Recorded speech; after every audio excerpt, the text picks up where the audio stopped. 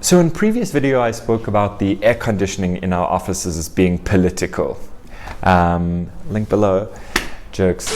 So in a previous video, I spoke about the air conditioning and the temperature of the air conditioner being a political and a diversity issue within our office spaces. But really, nothing gets leadership's anxiety quite as flared up like the decision of where to sit in the office canteen, which I know may feel a little bit tone deaf that we're all in lockdown and are we ever going to have a canteen again. But I do want to talk about it because it's very often the reason cited by leadership. See, this is what happens when you work at home. You have washing going off in the background.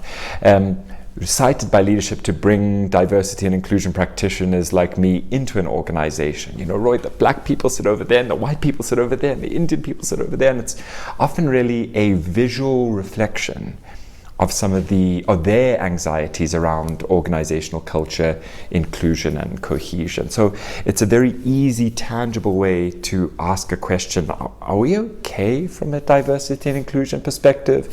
And I just quickly wanted to chat about it briefly. There is nothing wrong with people sitting with people who share a similar social identity. We once did a session, and the session will forever stick with me. A black female partner said, you know what, Roy, by the end of Friday, my English quota is done. I am done speaking English. She's not a first language English speaker. I am done, she says. And she says, you know what else? When I come back to work on Monday, I don't even book a meeting before 11 o'clock because I need to practice my English. I need to warm up my English. I can't just arrive on Monday, go into an 8 o'clock meeting speaking. No, I need time. And that was such a wonderful moment for us to see the importance of people in the moments of lunch where they can just take a break to go and sit with people with whom they share a social identity, can talk their language, can connect on things that are common.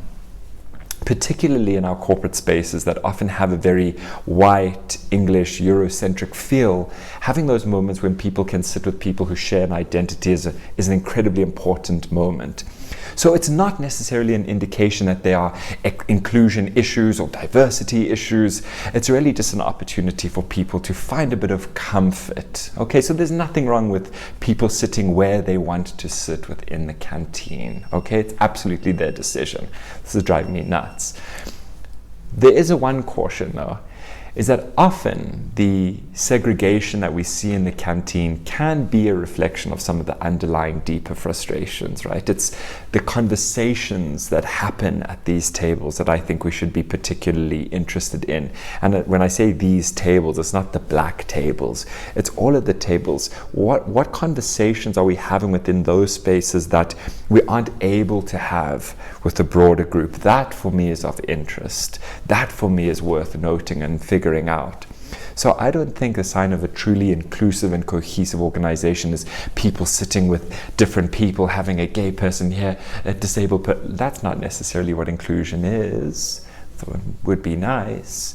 Inclusion is really about the freedom to want to sit wherever and feel like you can, and to have conversations across the board that relate to inequality of employee experience and how one experiences the firm.